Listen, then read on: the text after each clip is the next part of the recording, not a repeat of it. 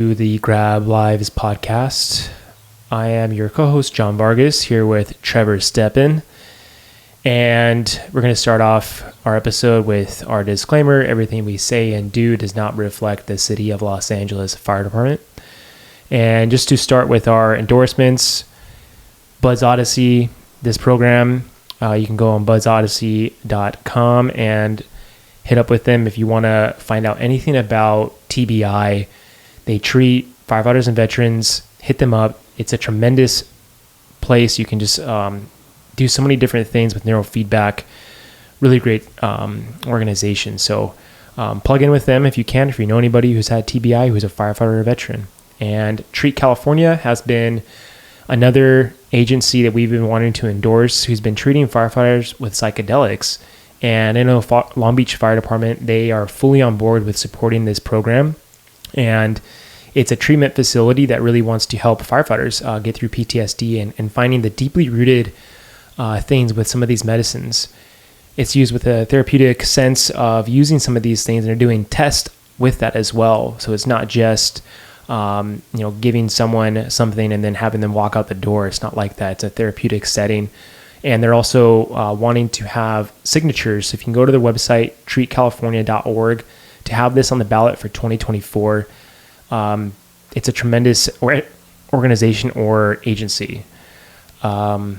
So today's episode, we are going to talk about anxiety and what that means. There's so many strange things going on with anxiety these days. It seems like most of our calls are revolving around anxiety. Yeah. And it's so prevalent right now in our day and age. And now firefighters are having to discover what anxiety means to them. And Trevor and I have had different relationships with that type of emotion. And it's really interesting to see how it shows up. And to me, what anxiety is like trying to discover what's a lie and what's the truth with that voice in your head. And it can be very interesting to navigate around that. And the more you make a relationship with yourself, the more you can find your truth and know when you're being told a lie through an intrusive thought, or just feeling like you're just out of place with yourself energetically. And the best thing to do is really make a relationship with yourself. So it's funny because I went to the store, dude, the other day, and I saw this shirt. This guy was walking his dog, and it said, "Your anxiety is lying to you." So I thought it was really funny. And it's so true, because you could have these thoughts, and it's like, dude, that's not true, And if you feed it, now it becomes something else. And that's kind of the whole game here is don't feed the lie or don't feed the fear, because I really feel anxiety is like also a symptom of fear, worry, or doubt. And if you're going to go through that place with yourself, you have to understand it's just turbulence. Turbulence is just like it is when you're in an airplane. That the airplane's going to fly through the atmosphere, and when it hits turbulence, it's just a disturbance in the field. And if you're going to live your life and have some type of turbulence, the best thing to do is to relax. And when you're in a turbulent airplane, right? Yeah. You don't want to freak out. You just sort of strap in your buckle and just sit. And I think the more you can do that in instances of anxiety episodes or hypervigilance, which we're going to get into, an understanding of that is to just sit with it. Yeah. And see what it's teaching you. That was a great breakdown, dude. Thanks, man. I love what you said as far as getting to know yourself with it, because I don't know anyone that never experiences anxiety. I had obviously like a relationship with it that I wasn't even aware of. For the longest time, it was just how I was. That was like my personality. I felt anxious, and it's interesting you broke it down like it's an emotion, because when you think about it like that, like people are living with it. Like it is a primary emotion for a lot of people. Like it changes everything about their lives, because it's hard to turn off. And it's, by calling it a relationship, it made me think like at certain times it feels like a friend. It feels like a friend, like pointing out something, just giving you like a little nudge, like a little warning. But then, like you said, that friend is often a liar. And I've done that so many times. I've stressed about things that just didn't come true. And now that I'm growing older and I'm more conscious of time, I'm more conscious of time as like a very valuable asset in my life. I'm more conscious of wasting time, and worrying about things that may or may not happen isn't a good use of my energy. And I think when you can break free of it, there's really no turning back. You know, I was so anxious, and then I became so not anxious that now when I feel that turbulence, you know, I definitely just remind myself I'm going to get through it. I never ever think that the plane is going to crash. Yeah, and going back to those turbulent moments, okay, if you feed it with doubt, worry, or fear, just remember those three things, because the moment you do that, that's the chance where it starts to feed itself and get bigger and bigger and bigger. So the way I've navigated around it is to trust myself. And that's the key through a lot of the turbulence, is to trust. Yeah. And trust is such a strange thing. You know, if you don't understand trust within yourself, you know, you're going to have a hard time with turbulence. And trust is just making sure you're having this absolute inner knowing within yourself that everything's going to be okay. And this is not necessarily within like the mind, you know, it's more so like a feeling. And that centeredness that really starts to grow once you start to begin to work with it. And over time you can adjust, you know, to these things.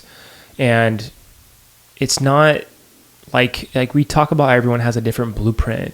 Everyone operates differently. So you have to understand who you are in that state with yourself. And it just takes time, dude. So for me, I think I used to treat my anxiety with alcohol, and that hypervigilance state with myself. I wanted to have the noise stop. Mm-hmm. So I would drink to have it stop, and I'd be able to finally relax. Yeah. Obviously it's not a great coping mechanism. So, you know, later down the road, by being sober and sitting with myself, I realized how much noise I had in my head, and it just took a long time to shut it down. And I mean, it's just very common for us to drink in our line of work because we want to just shut it off. And it's so hard even to get to sleep sometimes. People just will be laying in bed and there's just a bunch of noise. It's like, what the fuck, dude? I want to sleep, you know? Yeah, for me, that's where I notice hypervigilance is bedtime.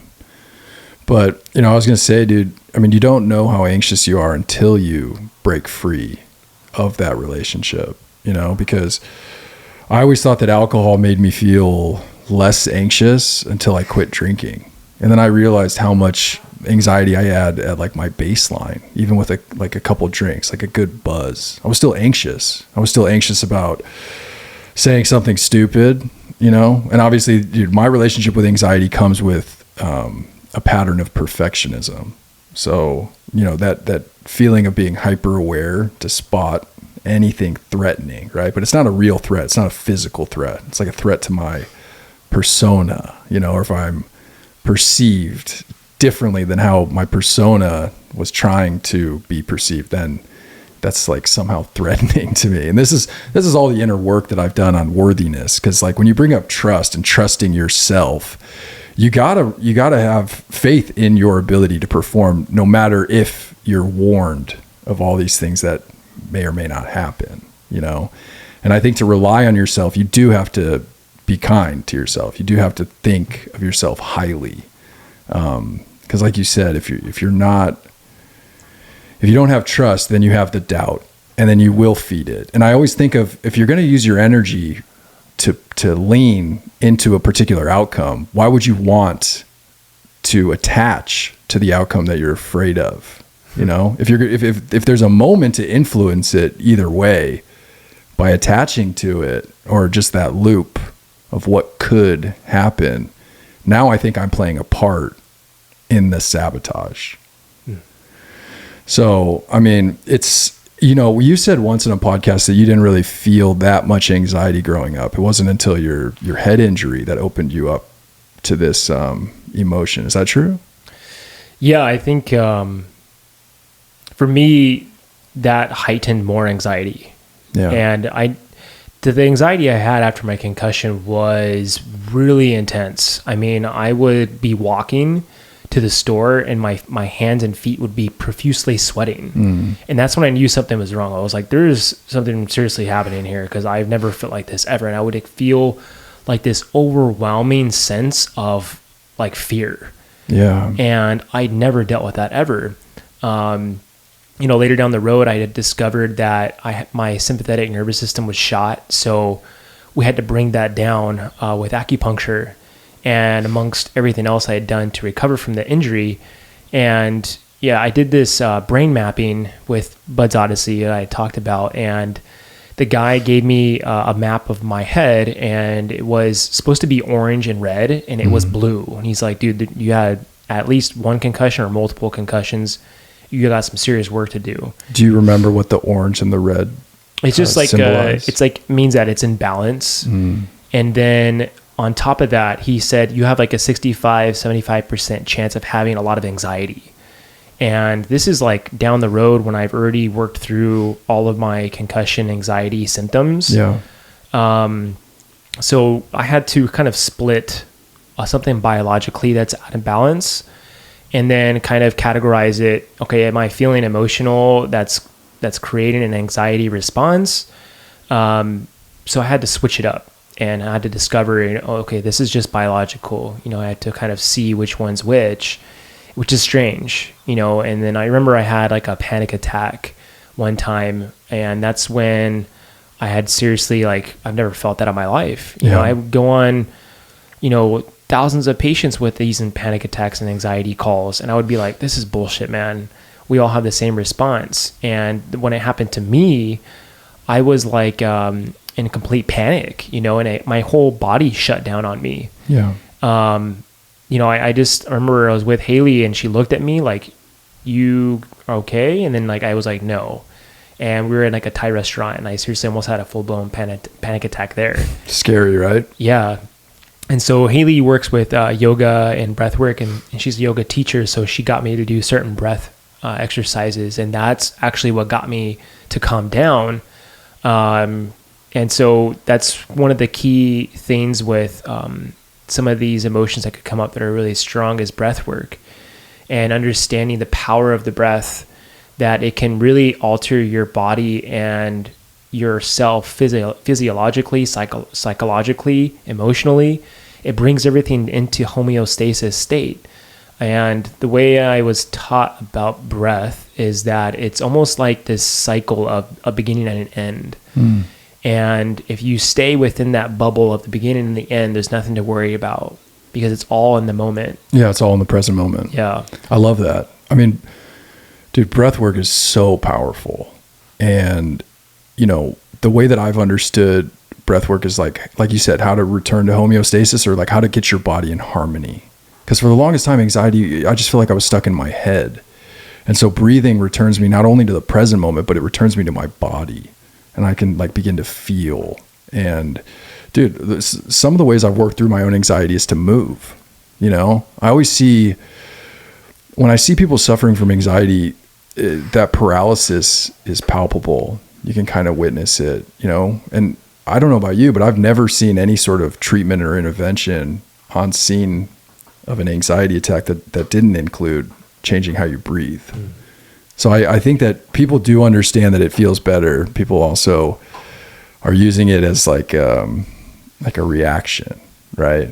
Not like something that, what am I trying to say? Proactive. Yeah. So that's, I think when you feel that harmony though, it's kind of a light bulb. And that's what I'm talking about as far as like feeling anxious my entire life, and then realizing I could break that relationship.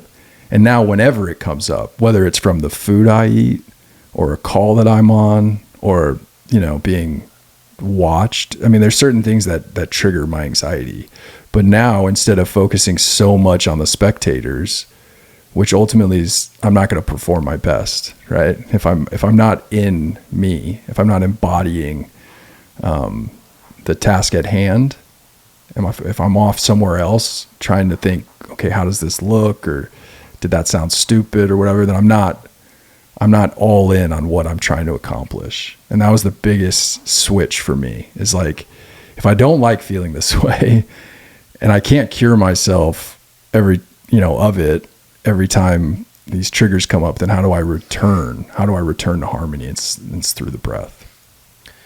Yeah. I mean, it took you a while to figure that one out. Oh, it felt like a lifetime. Yeah. So you're having this kind of, building the blocks with what works, what doesn't work. And it's truly amazing when you go to something as simple as breath work to see, okay, why was I trying to figure out and fix something when I could have used this the entire time? Yeah. Yeah. You know what I mean? And I think that's just maturity, right? Because like when I was younger, I mean, I'm sure someone told me to do breath work, but it's amazing how certain things happen in your life. Like, I think, I look back on when I started to swim, and you and I found ourselves in the water quite often as a way to like hang out. We would go jump in the bay and have a conversation. And I used to use water as a way to kind of like heal my trauma. Like just kind of, if I was feeling like really stricken with grief and just like really burned out and like low frequency, water would always kind of like shock me out of it. And now I see the evolution of my relationship with water and how anxiety came up for me when I first started swimming laps, because I hadn't ever played another sport where when I was out of breath, I would put my face in the water. Just even that is like so counterintuitive. And so when I learned how to control my breathing, it made me think, well, fuck, I've been like doing more pull-ups, or I've been working out my legs. I've been trying to like strengthen all of these things that never made me a better swimmer. What really made me a better swimmer was how my ability to learn how to relax and learn how to breathe properly in the water. So you're absolutely right. It's such a simple technique, and people don't often trust themselves to work through something like that. I mean, we see it, right? Yeah. People with panic attacks, I mean, they're very quick to call 911, or if you get linked up to a psychiatrist, then you're very quick to turn to them. But to take that power into your own hands and use breath work to kind of, get yourself back into that harmony, it's too easy not to do it. Yeah. I mean, you have the tool that's available to you. I would say that everyone should be doing breath work. And if they can have a breath work practice, that means you're doing certain breathwork practices to where, let's say you're going to go do like a Wim Hof exercise. I've started doing that this week. If you ever try a Wim Hof exercise breathing technique, it is really tremendous. And he takes pranayama breathwork and instills it into this sequence of what he has made his own breathwork technique. Yeah. And he uses it for people to go into cold plunging, because he's literally pumping their body to where they're increasing their heat in their body. So the pranayama breathing technique that he does is he's just pumping your system with life force energy. And I'll talk a little bit about that later, but I really wanted to go into what you were talking about earlier about unworthiness. Yeah. And to your point with unworthiness is that you have to understand the opposite of unworthiness, and it's willpower. And willpower is your ability to find, and it's not necessarily like, oh, I'm powerful, I can, lift, I can bench press this amount of weight. Your willpower can show up in so many different ways. It can show up in the way you are with your partner, and how you love, how you have gratitude, and how you show up for others. It doesn't have to show up in necessarily in like a masculine macho way. Yeah. So your willpower has this, it's a very fabulous way to empower yourself and feel good in your body with who you are. And it's almost like this identity with yourself. And a lot of times with, I would say like inner child work, people find out their willpower was taken from them at a moment in their life, and they have to rediscover what that meant. And a lot of the inner child work is about discovering the willpower and re-identifying what that meant to them in that moment. And it could be as simple as like a ball being taken from them inside of a playground, Or it could be a moment when their dad yelled at them and told them they were a piece of shit. Or it could be a lot of the same, verbal abuse that they had received. Yeah. And it could be a lot of emotional neglect, so a lot of these things correlate to pieces of this, thing we call anxiety, which is a misnomer. There's so many pieces to it that we don't really understand. Each person has to discover that themselves. Yeah. So I love what you said about willpower, because it resonated very deeply with me just in my personal life right now. Like, it requires willpower to take care of a baby. There's so many times I'll lie down and be like, I really hope he sleeps so I can sleep. And then if he starts crying, just having that like commitment, and the commitment to making good choices. So are you saying that willpower is like the discipline? Do you think those are synonymous, willpower and discipline?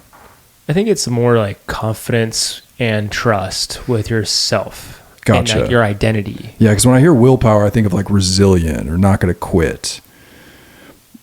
So willpower, you're saying, is the opposite of unworthiness? Yes. Okay. It's an aversion to, or it's a version of the opposite, because you're always trying to find a balance, right, in the center. And so if you have one thing that's out of balance, you want to find the thing that's in balance, and being in balance is harnessing your willpower. Yeah. And whatever that means to you, there's no like exact category of what that is. Like I had said, it could mean anything, and it's just understanding that piece for you. It's kind of like love. It's like love is not necessarily like one thing. You know what I mean? It's many pieces to it. Yeah. So absolutely.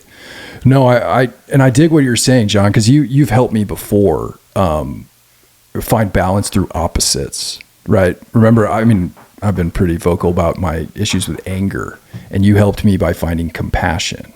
So I think those are helpful, because when you're triggered, like let's say you're feeling anxious, well, ask yourself, are you identifying as unworthy right now, or are you dialing into your willpower? Because I've found that once I broke free of just having constant anxiety, when it would pop up, I would say like, hey, where are you at right now? Are you in your head? Are you imagining all the shit that you don't want to happen? Or are you in your heart? Are you choosing yourself?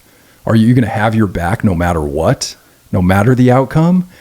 And obviously those crossroads are important. So I love any little simple tool that allows someone to like kind of lock in to how they want to feel, right? So if you find yourself in that moment of feeling anxious, having those two opposites can kind of swing you in the right direction.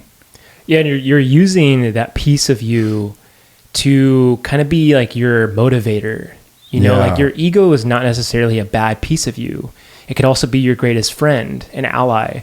And if it's your motivator and you use that piece of you for that reason, then it could really benefit you in like so many different ways in your life. Yeah. I remember when I was going to paramedic school, I think I made like $35,000 that year sleeping on my grandma's floor. And I would drive an hour away to school, and I would work full time. And I needed that piece of me to empower me. And that motivator was like a friend, and I began to realize like, oh shit, like I need to motivate myself and empower myself to do this, because no one else is going to do it if I don't do it. Right. And, a lot of sacrifices came with it. And at the same time, my goal was to finish. And that whole piece of the willpower empowerment is like making it your like a piece in your medicine bag, or a piece in your corner that you can go to when you need it. Yeah. I love it. Dude, my sister actually was like the first person that kind of broke down something for me to like cure my anxiety. And she was like, what's the worst that can happen? And I would talk it out with her, and she'd be like, well, can you deal with that?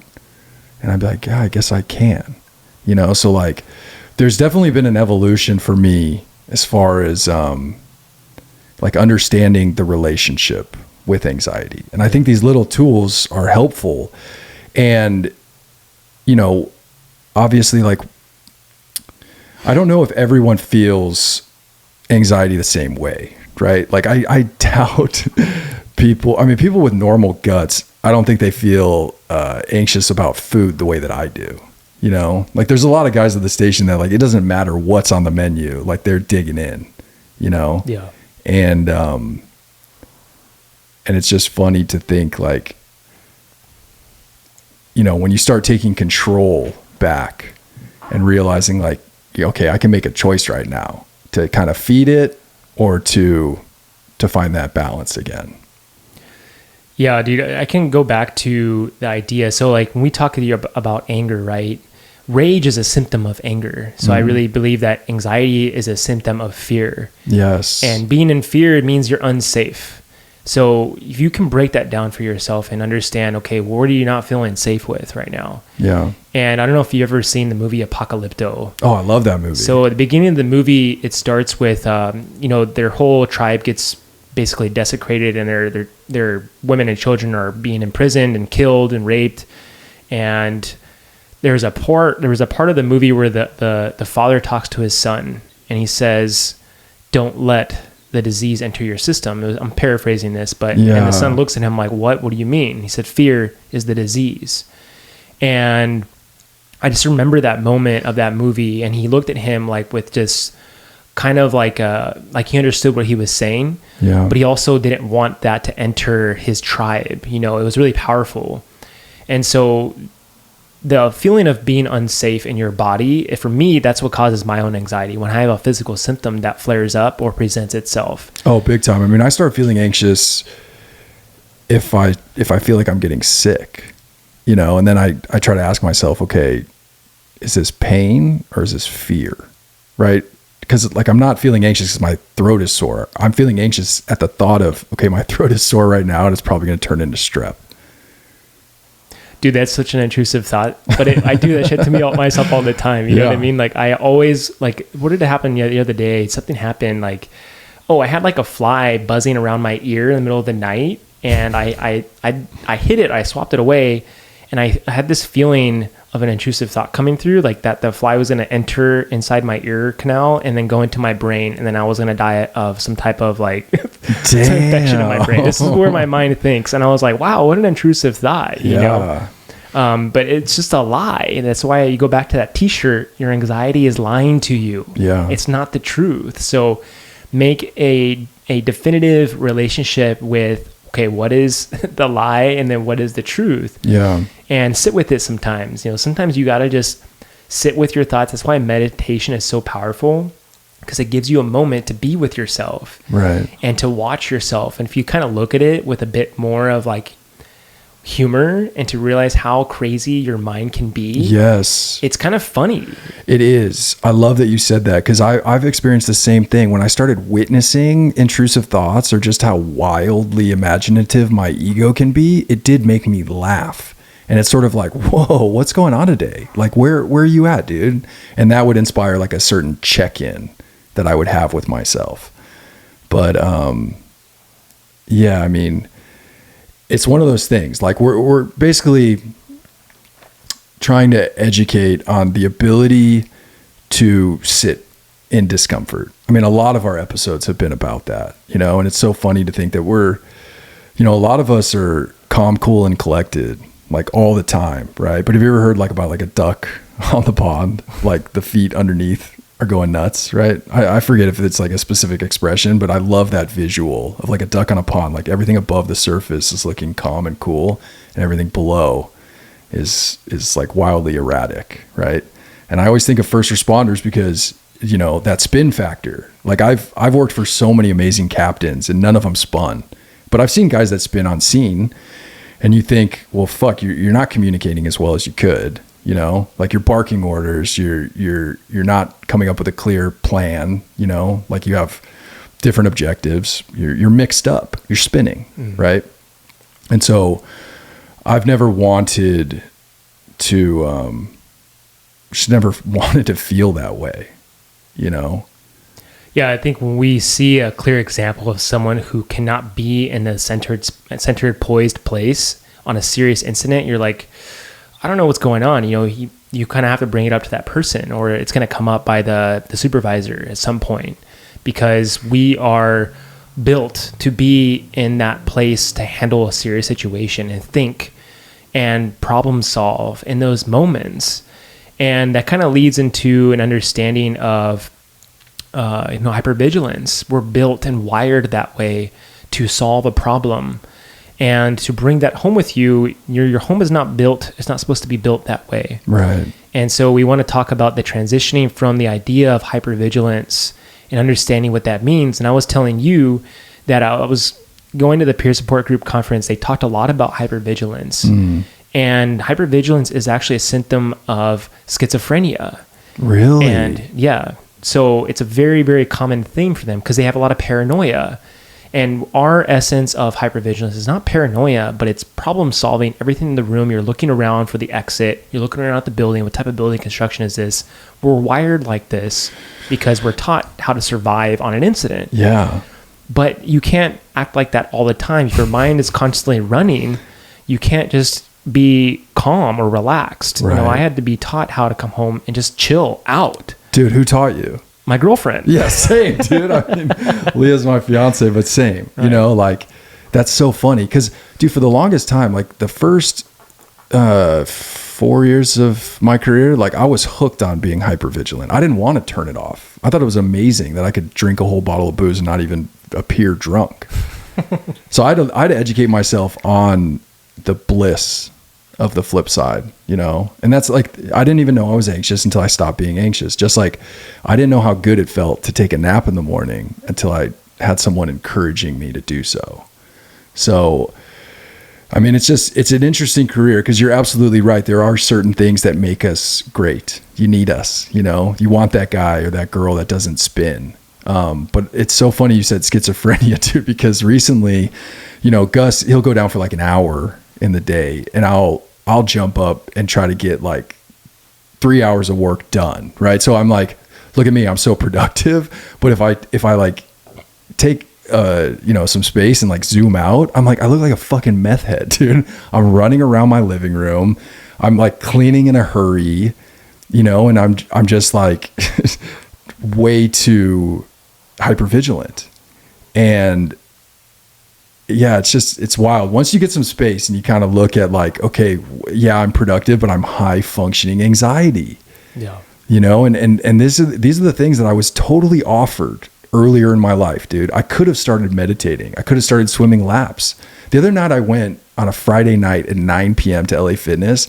And I said to myself, I wish in my 20s I thought this was cool to do on a Friday night, to be by myself doing a passion, doing a hobby I love, something that centers me and builds me up, physically, but also mentally and energetically.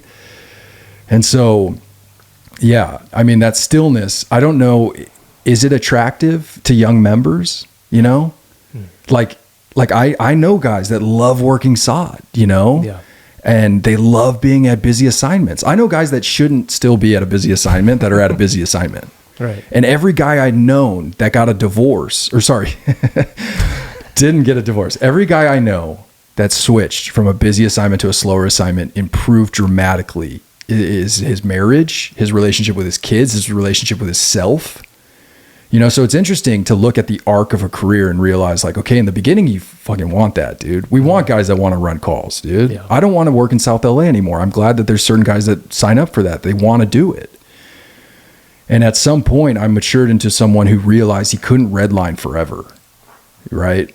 And I didn't want to be that dude that had to drink 2 glasses of whiskey in order to stop moving. That was literally my existence. Is like, I would come home after being at work for 3 days straight. And in order to stop moving, I had to drink, and now when I feel that anxiety come up from a million different places, it's my breath that I'll use to transition from ego to witness. We don't have to react. We don't have to react to this. We don't have to, come up with solutions to all these fictitious problems. We can just find our breath, laugh at these intrusive thoughts, and work through it. Because I always tell rookies like, hey, if you're going to worry, allow it to inspire preparation. Because if you're worrying about something next shift and you're not preparing for this drill, let's say the drill is making you nervous and all you're going to do is sit here and worry and sit in paralysis, well, then we have a bigger problem than the drill. Because like we said, we have to have members that know how to act even when they're feeling anxious. I mean, there's certain times I'll feel my heart rate kind of get jacked up on the way to a call. And I'm like, this is strange because I don't feel anxious. Like I'm actually like, I feel very capable going into this incident.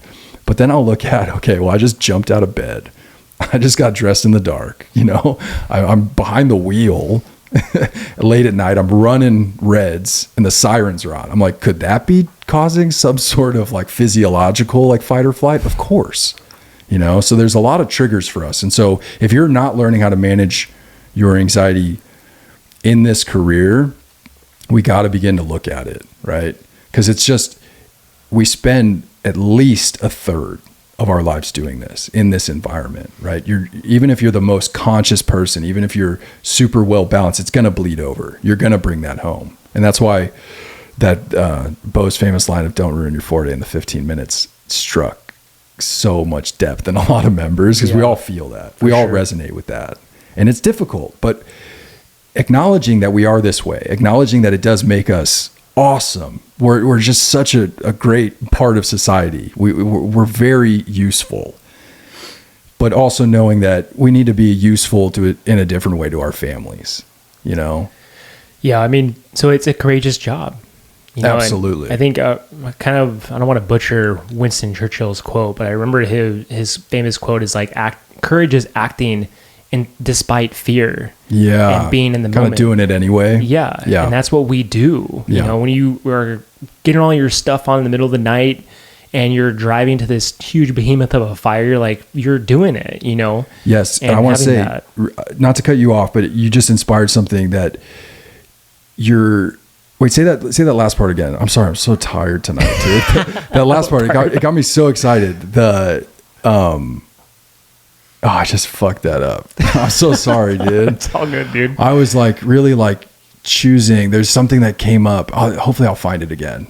Well, it's like when you're showing up at this huge behemoth of a fire with all your shit on in the middle of the night, like first of all, you're half asleep. And then you're at the same time, you're like shitting bricks because you got to do this job. As a rookie, that's what you feel like. Yes. As time progresses, you're like, God damn it, dude, I got to do this again. It's more so like that, but not in a sense where it's like, hating that you have to do this job. It's more so like you're half asleep. You know what I mean? Now you got to really do your job. And usually the members later down the road in their career, they do it really, really well.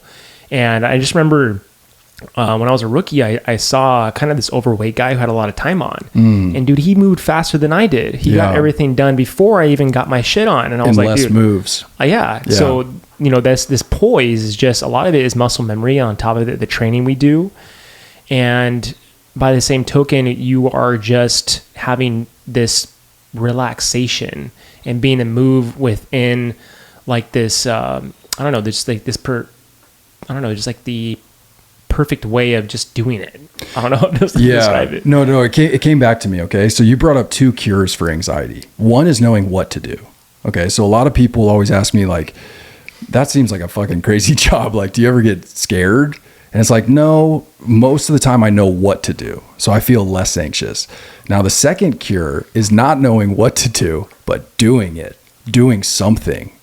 And that's an amazing privilege that we have, right? Because like the paralysis is real, So I'm sure there's incidents where if we had more time to kind of like center ourselves, and that's what I try to remind myself, right? Is there's like a lot of times I'll just rush in because I'm like, well, I might not know exactly what to do, but I'm going to try something.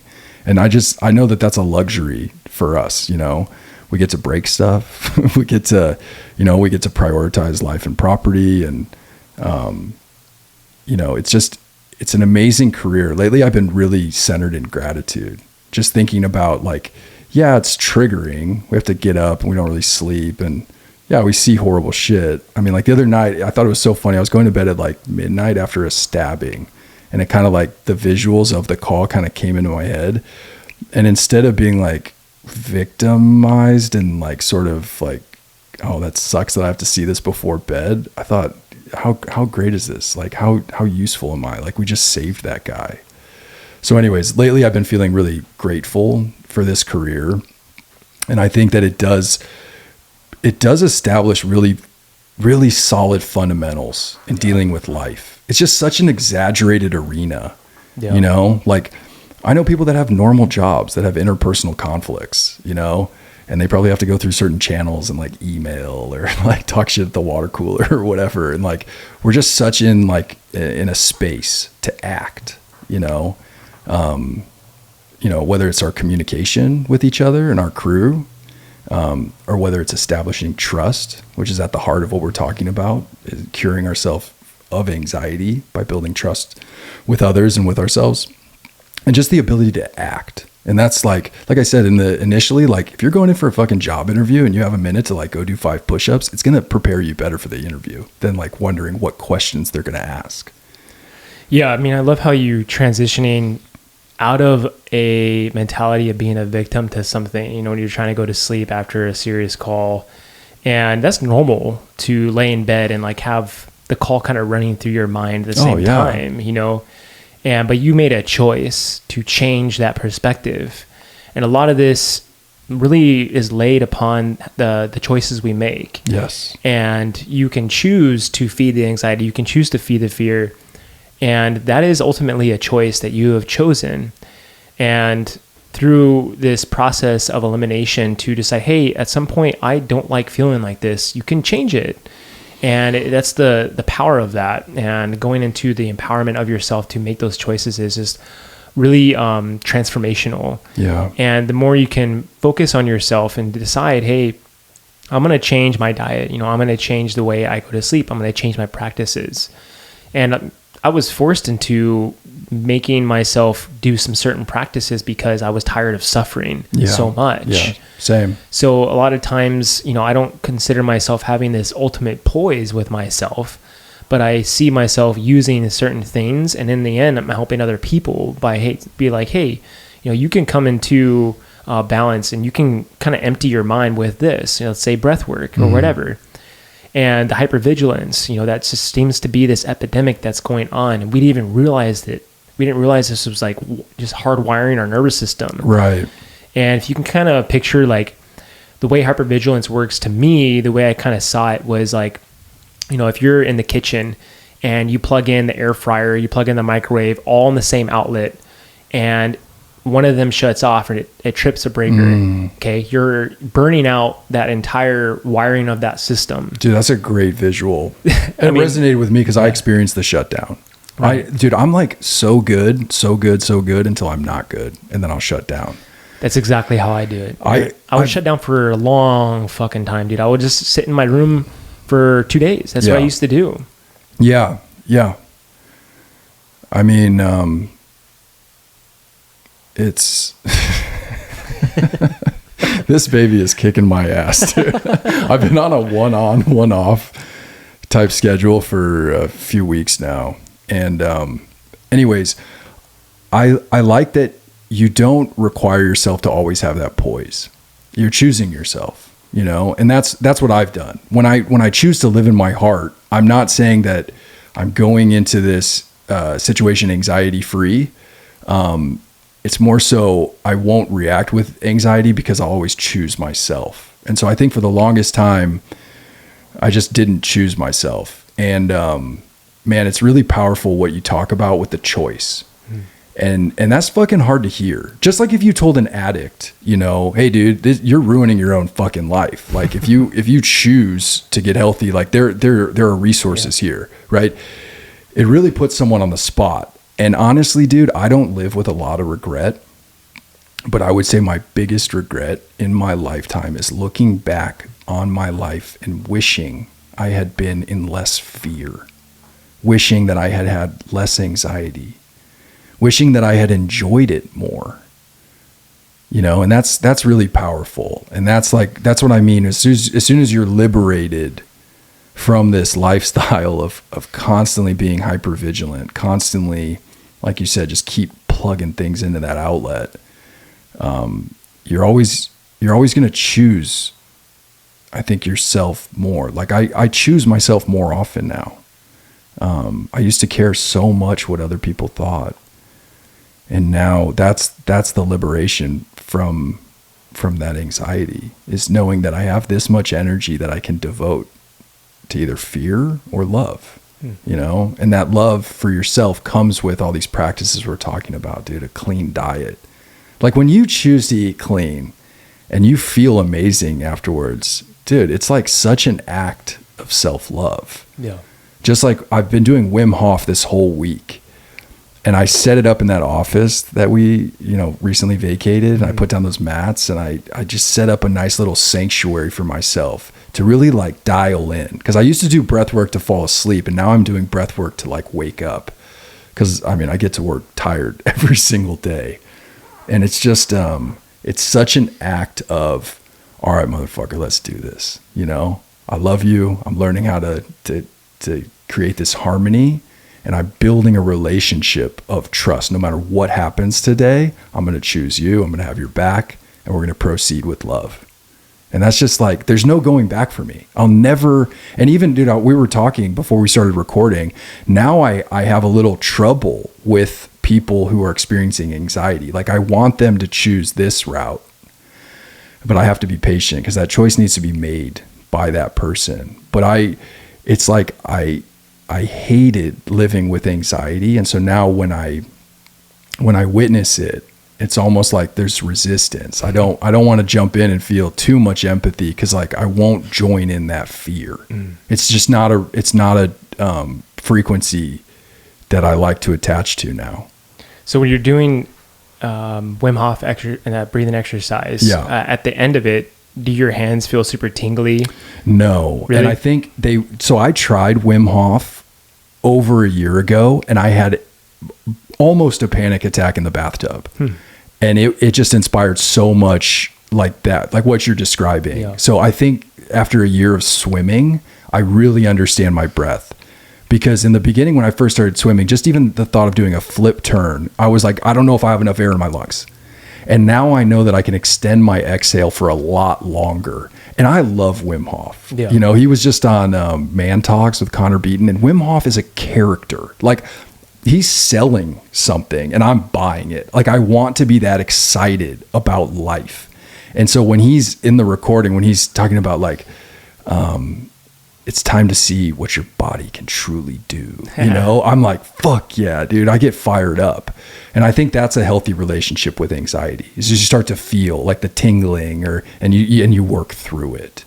Yeah. So when that comes up, so I've done different variations of the Wim Hof. I've done it like, you can do like 5 cycles, 10, you can do as many cycles as you want. And after I'm done, I usually feel like my whole body is vibrating and tingling. And so what that is you're accessing your own life force energy. And so I can kind of go into a better description. But so for instance, when I went to my acupuncturist, I was telling her, hey, I'm really like super hyper aware all the time. And she's Korean, so she doesn't speak really great English. So I was trying to explain to her hypervigilance. Yeah. And so I had worked like a bunch of days in a row. But I explained to her, hey, I'm hyper aware. And she's like, oh, okay, you're too alert. And I said, yes, exactly. So she was able to balance me out to where I wasn't like that. After I left that table, I went home and slept so good. Nice. So she was able to balance my system out with acupuncture, with my life force energy. Yeah. So going back to what that is, within your system, there's a channel. Think about it as a pipeline. And you have this pipeline of energy, and they call it your life force energy in traditional Chinese medicine. And if you're able to understand that piece of you and you make a relationship with that with certain practices like breath work, you can feel your own frequency.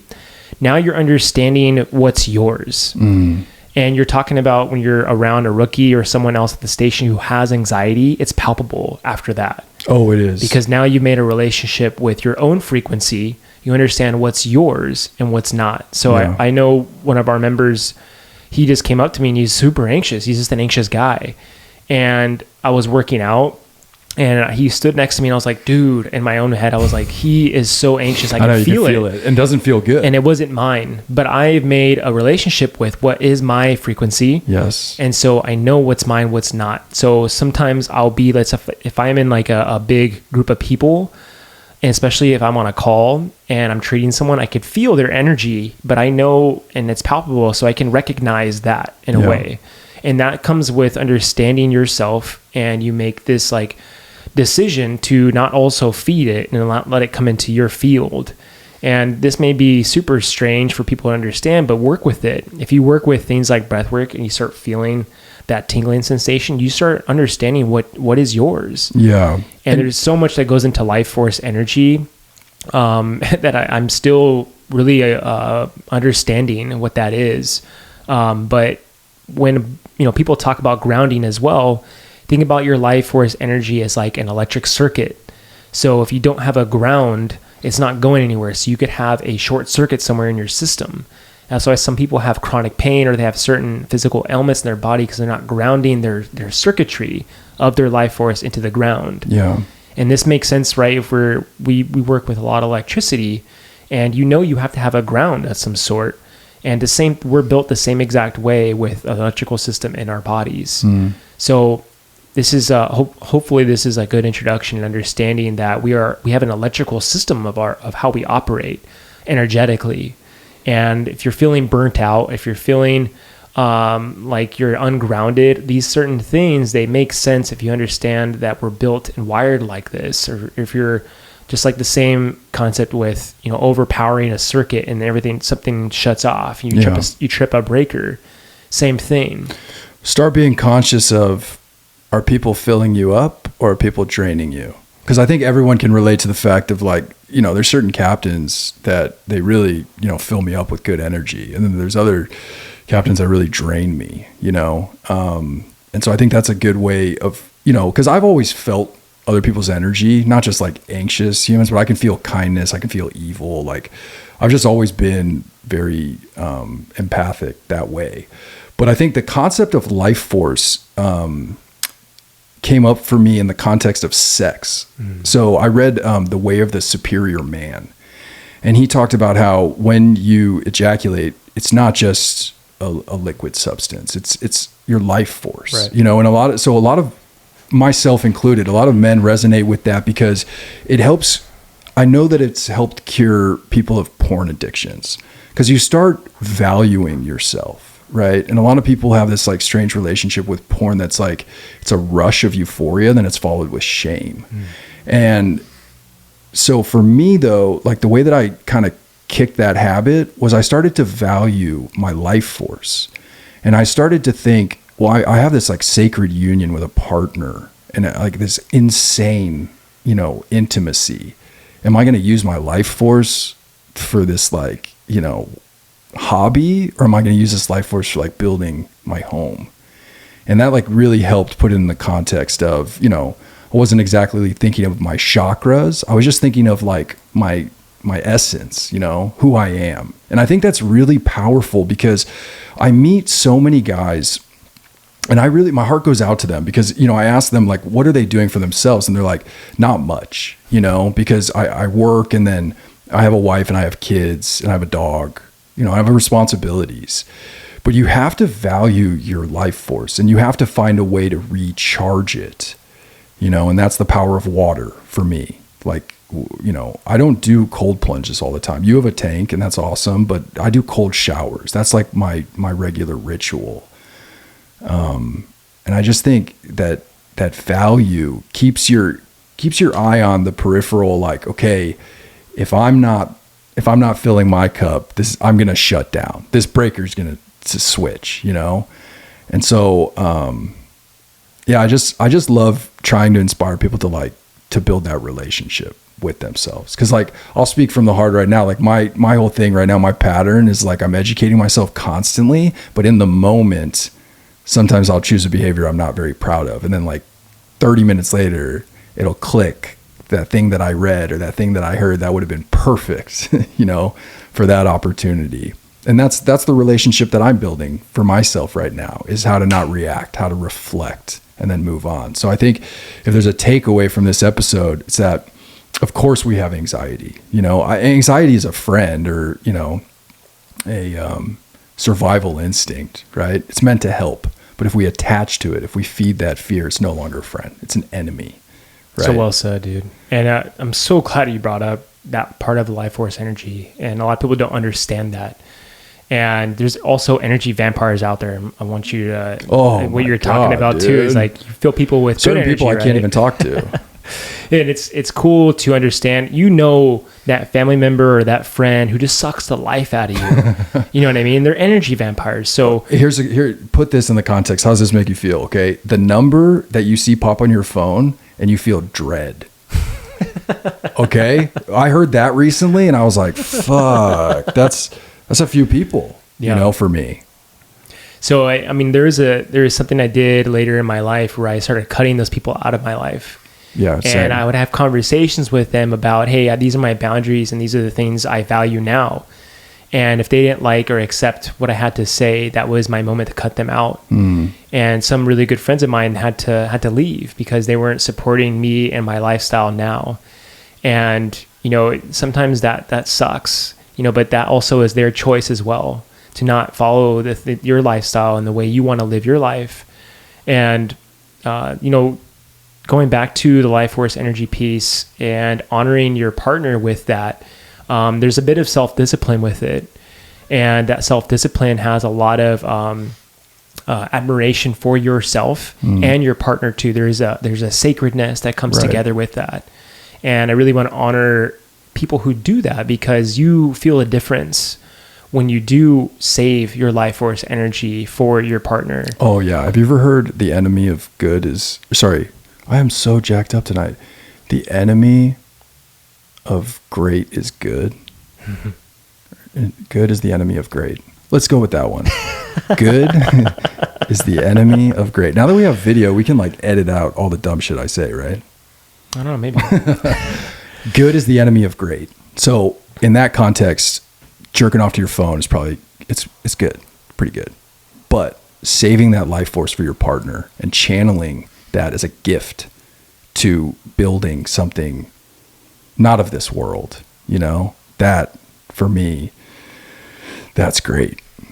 I mean, we're not ever taught any of this stuff. No, you know what I mean? No. And I think as a child, I was never really ever had this sit down discussion about how to understand sex. Yeah. I think you and I had talked about that before.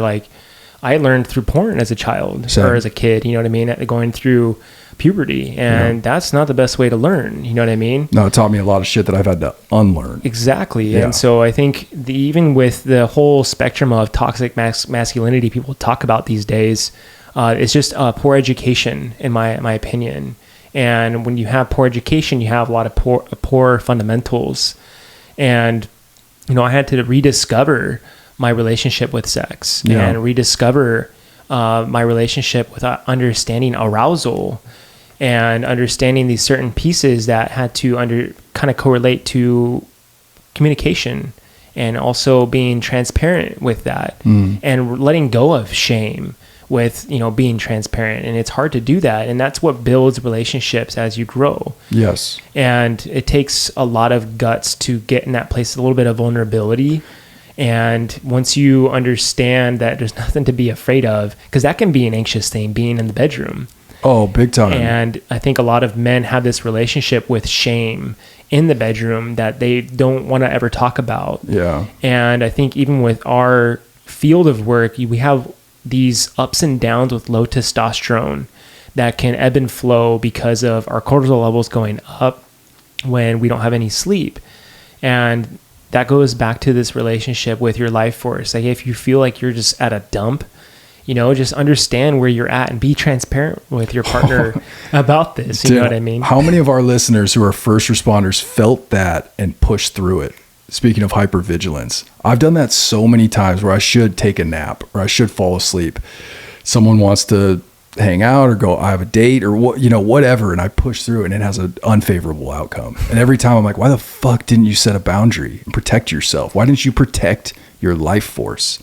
And that's where I'm at right now, is I don't want to give up my flow. I love my flow so much. That's why when anxiety pops up, I'm like, oh, okay, good to see you. Let's learn something from that. But you're absolutely right. So when you put it in the context of a relationship, being vulnerable and having trust, realizing there was nothing to be afraid of in the first place, you can obtain that relationship with yourself.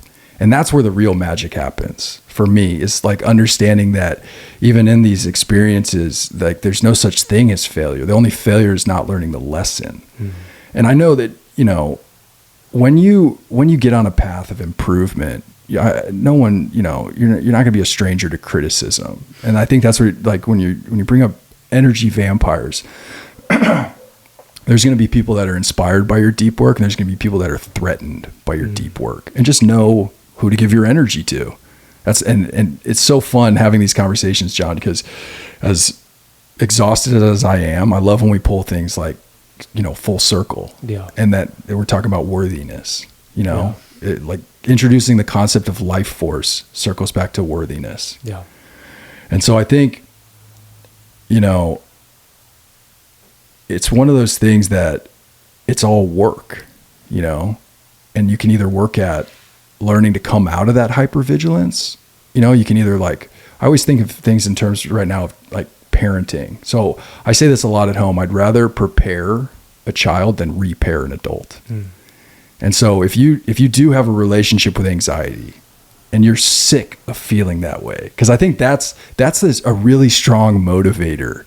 And at least my personal experience with choice is deciding I'm sick of feeling this way, and understanding I can do something about it. That empowerment, that valuing yourself, that ability to be just a witness to your intrusive thoughts instead of labeling things, your ability to find it and feel it in your body without letting it take hold of you and become some sort of like paralysis. This is when life gets fun, realizing that these challenges are never going to end. Anxiety, I'll probably deal with that off and on the rest of my life, but I can learn how to play the game. I can learn how to trust myself. I can put time and energy into the relationship that really matters. Yeah, I think over a period of time, the goal is to have all these things become effortless. Yeah. And that's what when you see a true master at what he does, he or she, they're effortless at what they do. And that's the key here, is to work with these things, understand them, and realize that these things have been used for thousands of years, understanding these different practices. Yeah. And as you work with them, you're able to gain a deeper relationship with yourself, so you don't get burnt out, you don't blow a fuse, and you're able to now find homeostasis within the mind. Yes. And there's this, I don't know if you've ever seen the movie Inside Out. It's like a Disney Pixar movie. Oh, yeah. We went through a Pixar phase and we for sure watched it. So it's good. really it's got cool, like the 4 characters that represent different emotions. Right. Okay. So it's brilliant the way they made this really movie. Good movie. It's that each character represents an emotion. Yeah. And they're making that Inside Out too. And now the new character that they're bringing in is called Anxiety. No fucking way. And the character has like a big head with like crazy hair. Yeah. And it's just really hilarious. But in the trailer, it seems as if like it's a group of them. So it's a bunch of little minions of that character. So it's pretty funny, but just kind of wrap this up. I think with anxiety, understanding that it is lying to you and it's not the truth, but it's also showing you something. Yes. At the same time. So if you could see it like that and don't get disregarded by your truest self, then you can really lead your life in your truth. And that takes a lot of guts, and people will recognize that in you as you begin to make that decision with yourself to, hey, I'm going to really not listen to that voice. I'm going to really follow my path with my truth. And it just takes time. It's not like it happens overnight, and as we work through our job, which is very high stress, and understanding hypervigilance, how it's just going to fire up your nervous system and understanding how to work with that. That's what we're at. That's where we're at right now with, this is a piece of behavioral health, and all of us deal with it. And in the end, there's just so many other pieces to it, like with technology and stuff, we're not engaged in the present moment, and there's just so many distractions. Just remember not to be distracted. And I don't know if you had anything else to share. Yeah, I think, shutting down is not stillness, and having a drink is not consciousness. Mm-hmm. These are ways of turning ourselves off, and I'm all about tuning in. And so when you talk about life force, you talk about energy, and we're just talking about feeling good, like tune into yourself. You're going to learn something through this process, and I think, as a recovering overthinker, like life in your heart feels better. We have to be in harmony with our head for sure. There's going to be thoughts. They're never going to end. but learn how to trust yourself to act in the moment and to be okay in the present. That's all I got, brother. Cool. Well, thank you everybody for listening. This is our first episode with cameras. So we have our good friend Tim here, who's willing to help us out with that, and super excited about this new start for Grablives. Thank you for listening, and yeah, that's it. Give us some stars, some ratings on Spotify and Apple Podcasts, and that's it. Thank you, everybody.